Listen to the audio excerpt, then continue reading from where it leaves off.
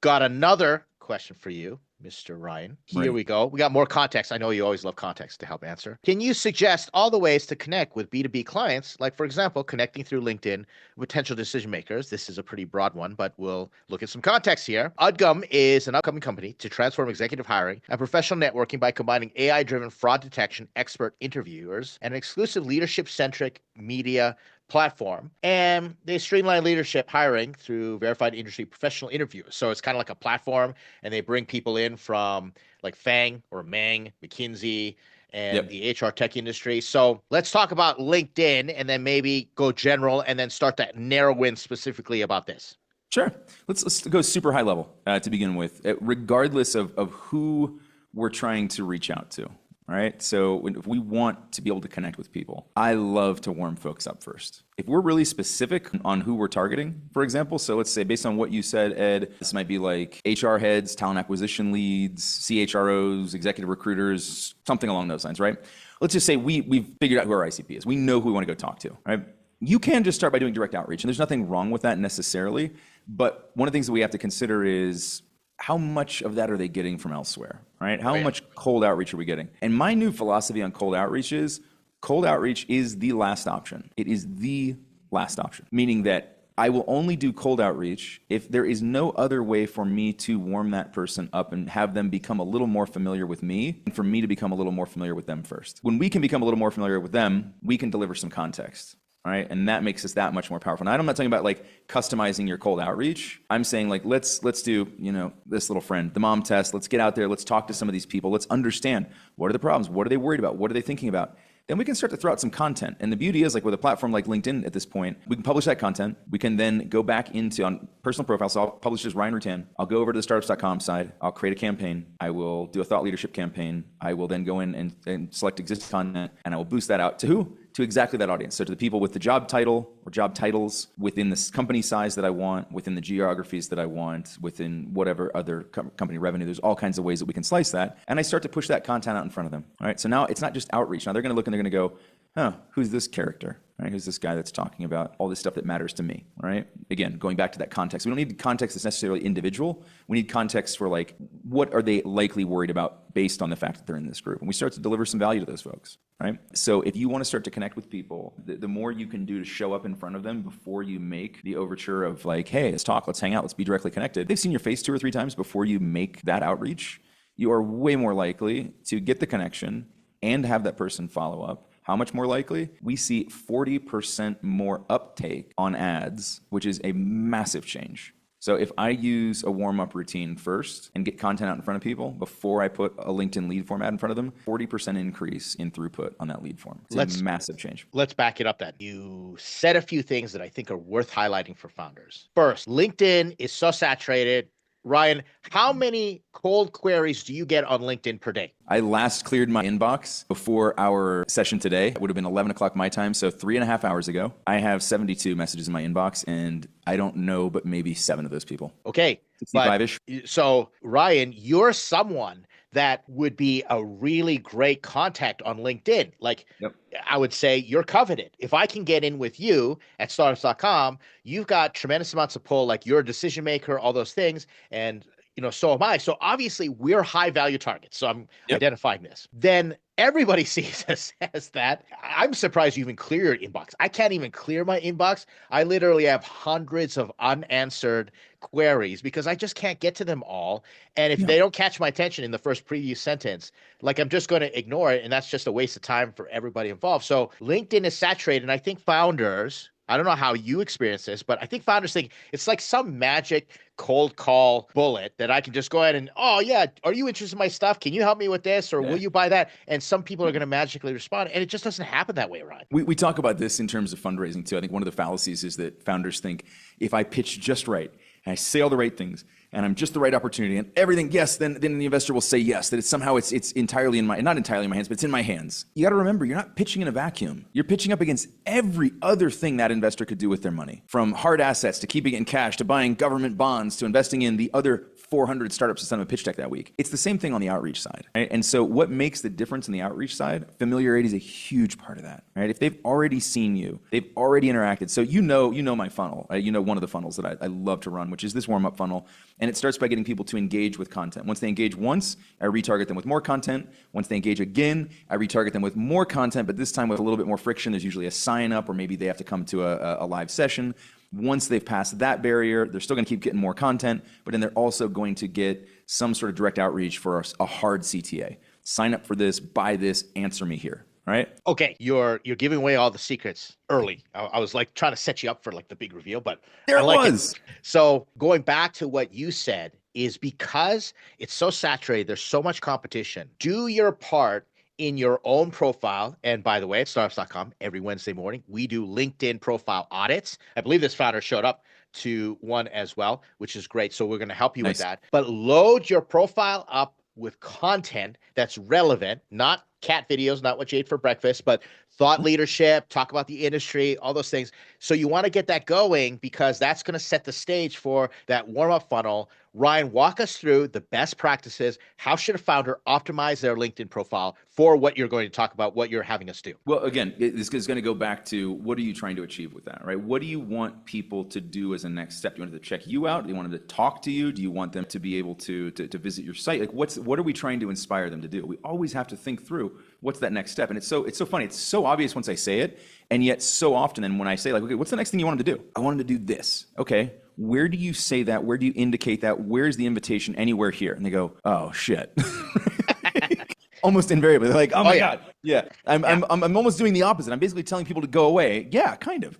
Right. You really have to think about what you want to achieve, and then think about how do you simplify someone's understanding that. So we're talking about optimizing a LinkedIn profile, for example. We're going to do LinkedIn outreach. We do not want this isn't a chance to impress someone with all of our accolades, right? Think about the person you are trying to reach. Again, this is why it's so important to narrow down our ICP and know who we're talking to. Because if I want to impress my grandmother or I want to impress my 7-year-old son, I have to do very different things.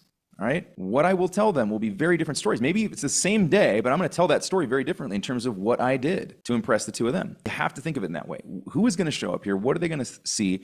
And what is the shortcut? What is the least I can say to compel them to the right level of understanding to do whatever it is I want them to do next? All right. So if I want people to book me for a consultation call, I need to talk about the fact that I do consultation calls with people and that they benefit from them. I need some recommendations that speak to that.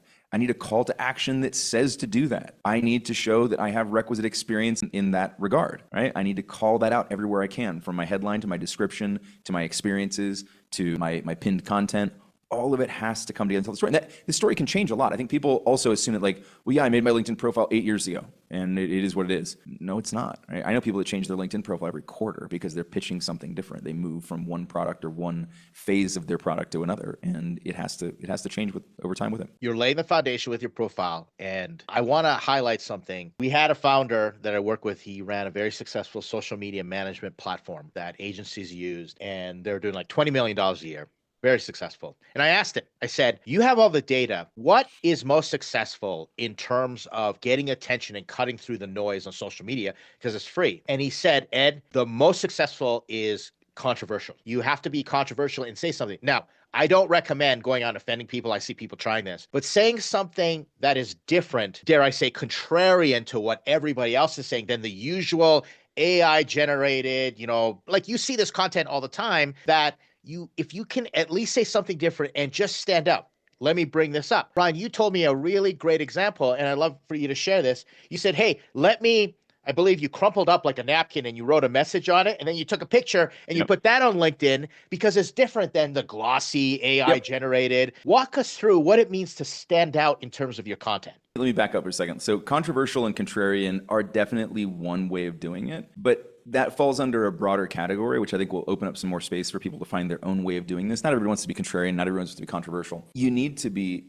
unique and you need to be relevant. I like it. Good. Okay? You can be unique and you can be relevant. You will break through the noise. In fact, there's probably a fun analog there with UV, which passes clouds and all that. So yeah, I'll play with that later.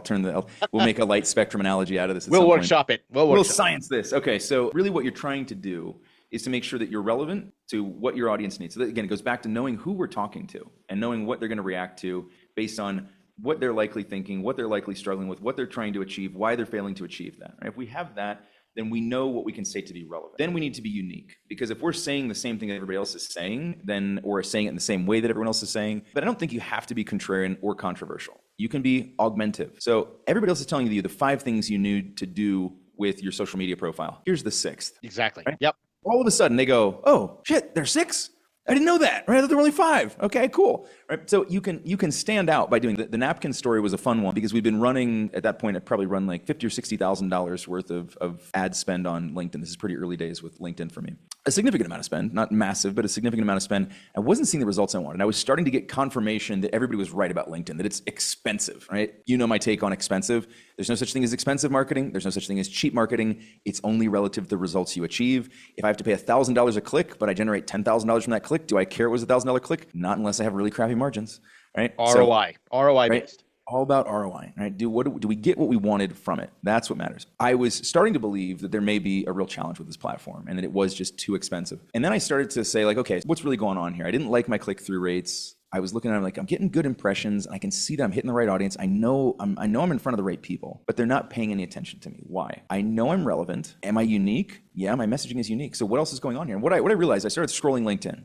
and I asked a couple other people to do the same thing for me and screen record it so I could see their profiles. What are they seeing? And invariably, with almost no deviation from this, it was a bunch of highly polished business graphics, right? It was business guy with briefcase. It was all the same thing, right? It looked like it was like PowerPoint hell, okay? Oh, yeah. And so a lot of clip art, it just the same kind of stuff over and over and over and over again. I thought, okay, that's interesting. So part of it is just the visual frame is super similar all the time. So like what stands out? Like other than color choice, font, like it's not really doing it. And so that's when I came up with what I was at one point calling the $150,000 napkin, because I ended up spending that much money on this single ad. It's actually significantly more than that now. By crumpling up the napkin, uncrumpling it, and then writing the exact same message that was used in the other ad, 6-7x click-through rate.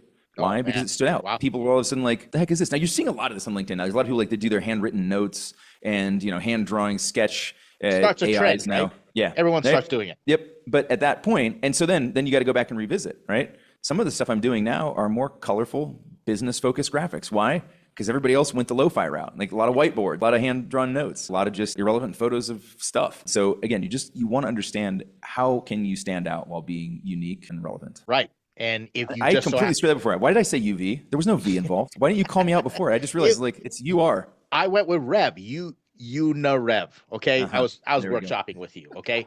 But here's the question. So it's another 2 parts. So then if you look at this context, okay, let's just help this founder be very relevant and unique in their own right to their context. We're talking about AI-driven fraud detection expert interviewers, just general, the space that they're in. Yep. What type of content would you put on your LinkedIn profile, as well as what would you use to do that warm-up cycle? So I got to understand, who am I trying to reach? So if I'm trying to reach heads of HR, chief people officers, CHROs, then I want to understand one of 2 things. Is there enough of a discussion around the exact problem that I solve? Is it relevant enough right now that content will get picked up? And do I have a unique perspective on this? All right. Or can I enlighten them about this? Right? Can I show them this is more of a problem than you think? Right? Or sometimes, I think we talked about this a few weeks ago, it may have been in the Getting Customers workshop on Monday or Friday, but it's around, sometimes the person you want to talk to isn't the person you talk to first. Exactly. One of the tactics I've had a lot of luck with, more so with helping other founders, where they're trying to reach people up in the C-suites, is using a combination effect. So you throw the combo punch, which is, I need to talk to the CHRO. I can't get through to them directly. They're resistant to any messaging that feels like I'm trying to push a solution on them or tell them something they feel like they already know. Step around them, right? And so I will do something like, as a CEO, here's some things your CHRO isn't telling you about the real cost of fraud in AI interviews, all right? Now all of a sudden I have the CEO's ear, and I can start the conversation there. And then we can see if what I'm saying is relevant to them. Then I get passed through. Because that's the fun thing about the CEO. When they make an introduction, people answer the emails. Nobody gets to ignore those, right? So you want to think again about, like, what am I actually trying to achieve? What's the end goal here? So the end goal is to get on a phone call with a CHRO. Maybe we go directly at them, maybe we don't. But it's all going to come back to being relevant to them and then being a bit unique. So what I'd be doing at this point is looking for, what are the real costs of that problem? Are there any non-obvious costs to that problem? Things where I might be able to get them to go, aha, that's interesting, right? Can I show them the 6th thing that you should be doing to your profile, right? Can I show them that 4th hidden cost of AI? Sometimes it's also, let's reverse what I said before about the 1-2. Sometimes the resistance comes from knowing that there is nothing they can do about it because they've been told we're not going to do anything about it. Very frequent challenge for C-level folks is that someone else is going to block them. The CEO or the CFO is going to block them from doing what they need or want to go do. And so it's about making it relevant to them, right? So maybe reverse what I said before around, hey, here's some things that your CHRO isn't telling you, right? Here's some things you can share with your CEO so they'll help you solve your problem around fraud in the interview process, right? Help them become the internal champion for your solution. Totally great. If you can find that leverage with the internal champion.